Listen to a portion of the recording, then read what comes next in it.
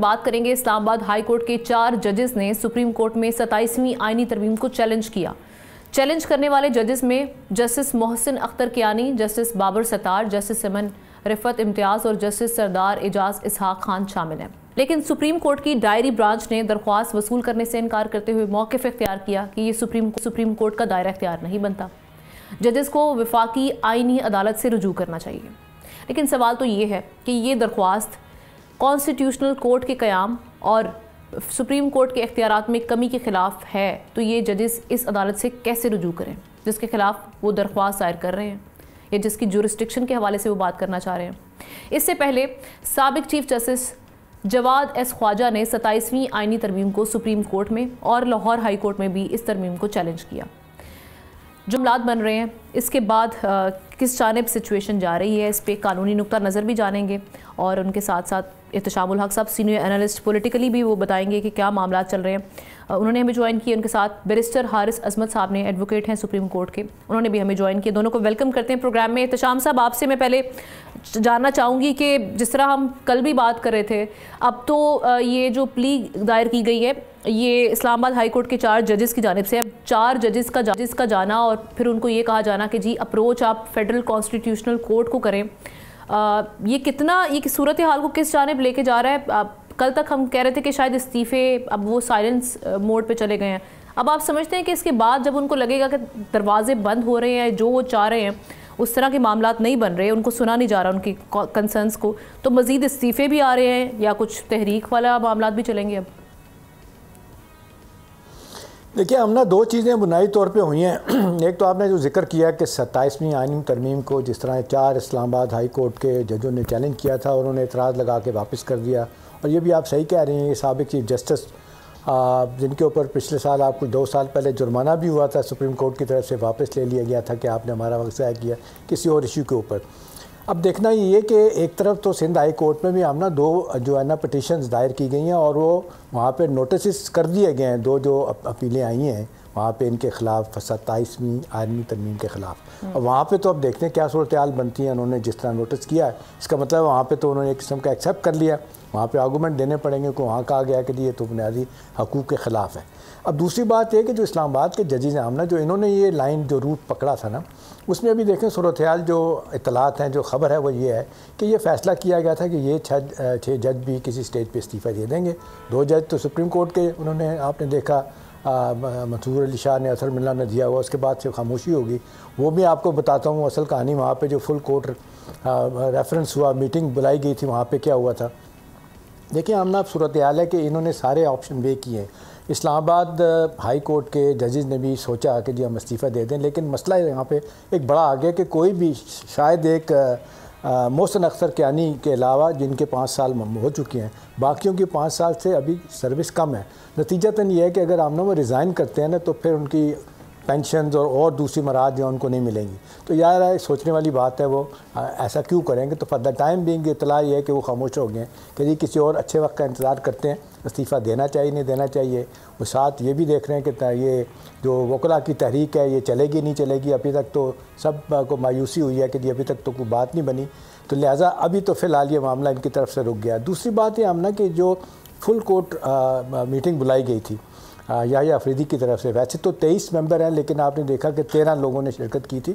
बाकी आपने 2 जज हाज़िर नहीं थे, कुछ 4 जज जो हैं वो चले गए उधर अपना आईनी कोर्ट में। तो ये वहाँ पे बड़ी बहस हुई थी। यही खबर ये है कि जब बहस हुई थी तो सब ने कहा कि जी हमें इस्तीफ़ा, कुछ ने कहा इस्तीफ़ा देना चाहिए। तो याहिया अफरीदी साहब ने उनको ये कहा कि जी ठीक है, अगर आप तैयार है तो मैं भी इस्तीफ़ा देता हूँ, आएँ सारे इस्तीफ़ा दे के चले जाते हैं घर। इस पे फिर कहा जाता है कि खामोशी हो गई है, सन्नाटा तारी हो गया कि ये क्या कह दिया उन्होंने। तो नतीजतन ये मामला भी फ़िलहाल रुक गया है, पोस्टपोन हो गया, या उन्होंने सोचा कि इसको रोक दिया जाए, इस पर बात ही ना की जाए।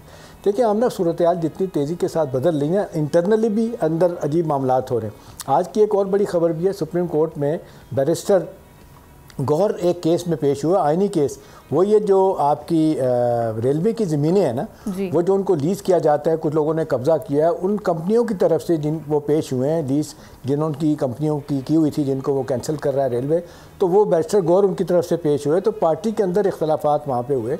वहाँ पर भी जो है ना हमारे रिपोर्टर बता रहे हैं जो कवर करते हैं सुप्रीम कोर्ट के, उन्होंने कहा कि भाई आपका आईनी कोर्ट में पेश हो जाना इस बात की बड़ी दलील है कि आपने इसको एक्सेप्ट कर लिया है। वैसे तो आप पीटीआई के चेयरमैन हैं, आपको तो वह जाना नहीं चाहिए, कॉन्फ्लिक्ट ऑफ इंटरेस्ट भी है, आपने क्यों केस लिया?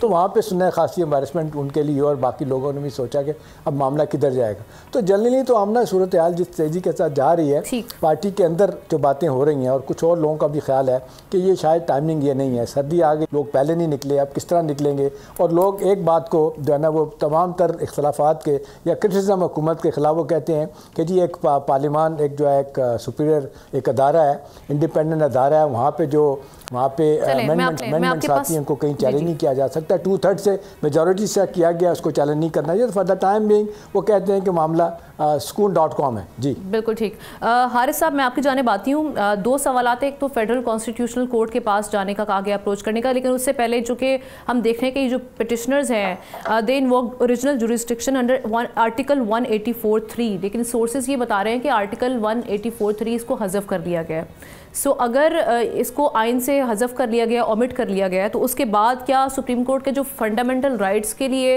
इन्फोर्स करने का जो जुरिस्डिक्शन थी या इख्तियार था वो भी साथ ही ख़त्म हो जाता है? इस पर ज़रा रहनुमाई फरमाइएगा।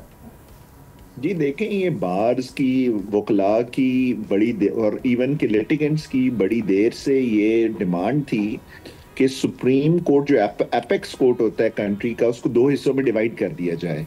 एक के पास एपेलेट जुरिस्डिक्शन हो, जो रूटीन में आपके क्रिमिनल केसेस आते हैं, सिविल केसेस आते हैं, वो सुने जाएं। दूसरा एक स्पेशलाइज्ड कॉन्स्टिट्यूशनल कोर्ट हो जो रिट जुरिस्डिक्शंस और कॉन्स्टिट्यूशनल मैटर्स को सुने। जो सुप्रीम हमारा जो एक 27वीं तरमीम से पहले 26वीं तरमीम तक आइन था, उसमें दो आर्टिकल्स थे। एक आर्टिकल 184 था जिसके अंदर डायरेक्टली आप सुप्रीम कोर्ट अप्रोच कर सकते थे किसी कॉन्स्टिट्यूशनल मैटर के लिए, और एक आर्टिकल 185 था। तो जो आर्टिकल 185 की सारी पावर्स हैं वो एग्जिस्टिंग सुप्रीम कोर्ट के पास हैं। जो पावर्स आर्टिकल 184 स्पेशली 3 की थी, जिसके अंदर ये जजेस ने, ऑनरेबल जजेस ने पिटिशन फाइल किया, ये अब आइन का हिस्सा नहीं है। हेंस जो मेरी नज़र में जो सुप्रीम कोर्ट का ऑफिस है, उन्होंने राइटली ये रिटर्न कर दिया है या रिफ्यूज कर दिया है to entertain this petition, because that petition lacks jurisdiction. ये हमारे कानून का बेसिक मामला है कि अगर वो एक स्पेसिफिक जुरिस्डिक्शन ही ना हो किसी अदालत के पास, वो प्रोविजन ही ना हो, तो उसके अंदर वो पिटिशन नहीं लाई जा सकती। सो अब तमाम आईनी मामलों के लिए, चाहे आपने आइन को चैलेंज भी करना है, जो पिटिशन फाइल होगी वो कॉन्स्टिट्यूशनल कोर्ट के अंदर हो सकती है, सुप्रीम कोर्ट के अंदर नहीं हो सकती। लेकिन मसला यहाँ पर फेडरल कॉन्स्टिट्यूशनल कोर्ट से ही तो आ रहा है कि उसके कयाम पर सवालात उठ रहे हैं और जुरिस्डिक्शन पे सवालात उठ रहे हैं। तो सो ये जजेस फिर कौन सा प्लेटफॉर्म, या वो लिटिगेंट्स जो इन जजेस फ्रेटर्निटी से या वकला फ्रेटर्निटी से ताल्लुक नहीं रखते, वो कहाँ पर अपनी प्ली लेकर जाएं? कौन सा दरवाजा आपने, मैडम अगर आपको याद होगा 26वीं तरमीम की जब चैलेंज आया तो उसके ऊपर बहुत सी हियरिंग हुई जो लाइव टेलीकास्ट हुई।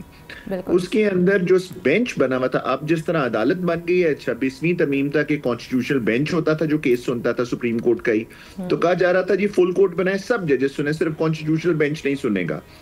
बार बार कॉन्स्टिट्यूशनल बेंच ने एक सवाल पूछा कि इस दलील के लिए कि जी पूरा कोर्ट बनाया जाए, कोई जजमेंट दे दें, कोई फैसला ही दिखा दें, कोई पास्ट प्रेसिडेंट किसी और मुल्क का दिखा दें। कोई भी वकील जो पिटिशनर साइड से आए, एक भी फैसला, एक भी पास्ट प्रेसिडेंट कोई दलील नहीं दे सके इस पॉइंट के ऊपर। सो मेरे हिसाब से जो हमारा सेटल्ड लॉ है आइन की, अगर किसी ने कॉन्स्टिट्यूशनल अमेंडमेंट को चैलेंज करना है, अच्छा अब ये भी एक बड़ी इंटरेस्टिंग बात है कि क्या कॉन्स्टिट्यूशनल अमेंडमेंट चैलेंज हो भी सकती है कि नहीं। 1973 से एक क्लॉज है हमारे आइन में, आप जरा सब पढ़ लीजिएगा, article 239 sub clause 5। Article 239 sub clause 5 कहता है कि यही डिवीजन है जुडिशरी और पार्लियामेंट की, कि पार्लियामेंट जो चाहे वो तरमीम लेकर आ सकती है आइन में, और उसकी तरमीम लाने में कोई रिस्ट्रिक्शन नहीं है, कोई सेलिएंट फीचर्स नहीं है। हारिस साहब, एक मेरे ज़हन में भी सवाल आ रहा है, मेरा ख्याल है आम आदमी की समझ के लिए भी अच्छा होगा, हारिस साहब अगर आप उसका जवाब दे दें। एक तो ये बताइएगा कि ये कहाँ से है कि जी ये बुनियादी फंडामेंटल राइट्स की जो ना वो खिलाफ वर्जी और हकूक़ छीन लिए गए हैं। और दूसरा कहा जाता है कि जी 70 साल की जो नज़ीरें हैं, मिसालें हैं वो, और ये इसकी आइनी तशरीह जो है ना आइन की, वो तब्दील कर दी गई। आपको लगता है कि ऐसी चीज़ हुई है कहीं? जी बिल्कुल ऐसा नहीं हुआ, एक गलत इबाहम फैलाया जा रहा है। सिर्फ एक बात 27वीं तरमीम में आई है कि वो पहले भी एग्जिस्टिंग सुप्रीम कोर्ट के ऊपर भी लागू थी कि जब सुप्रीम कोर्ट या आईनी अदालत ने कोई, स्पेशली अब आईनी अदालत ने फैसला करना है जिसको कॉन्स्टिट्यूशनल बैकिंग मिल गई है, तो अगर कोई पुराने फैसले वो फैसला करने में एक आड़ पैदा करते हैं तो वो अपनी नई जूरिस्प्रूडेंस ले डाउन कर सकती है इन टाइम। अगर कोई पुराना गलत फैसला हुआ है, ठीक है, तो आईनी अदालत के ऊपर जरूरी नहीं है कि उसको फॉलो करें। मिल चुकी है। लेकिन एहतशाम साहब, एक सवाल पे मैं चाहूंगी, थोड़ा सा सख्त सवाल है, इस पे आप जरा कमेंट करके फिर हम ब्रेक की जाने बढ़ते हैं। कंट्रोवर्शियल तो हुई ना, उस पर हम देख रहे हैं कि लेजिस्लेशन जो की गई, जो भी कॉन्स्टिट्यूशन के साथ जो मामलात हुए, उस पर एक बहस तो निकल गई, उस पर आधा तबका मानता है, कुछ कहते हैं जी अपने इंटरेस्ट के लिए ये मामलात किए गए। सो ये सब चीज़ें देखते हुए ऑब्वियसली आपने लोअर कोर्ट्स के जो जजेस हैं उनके मोराल को भी देखना है, इंस्टीट्यूशन ये जो जुडिशरी है उसकी रेपुटेशन के हवाले से भी मामलात क्वेश्चन रेज होंगे, फिर पब्लिक कॉन्फिडेंस, ये चीज़ों को देखते हुए किस तरह से एड्रेस किया जाएगा इस सारे मामलात को, या फिर ये बोन ऑफ कंटेंशन ही रहेगा और इस पे हमेशा उंगलियां उठती रहेंगी और आगे चल के मामला खराब ही होंगे? बड़ा अच्छा आपने सवाल पूछा है। देखिए आमना, पार्शली में आपकी इस बात से, पार्शली में आपकी बात से आमना एग्री करता हूँ जिसमें आपने ये बात की है। देखिए सवाल तो तक सब जगह किया जा रहा है कि जी ये पॉलिटिकल लोगों ने अपने लिए सब कुछ किया, ख़ास तौर पे पीपल्स पार्टी PMLN के हवाले से बात की जाती है।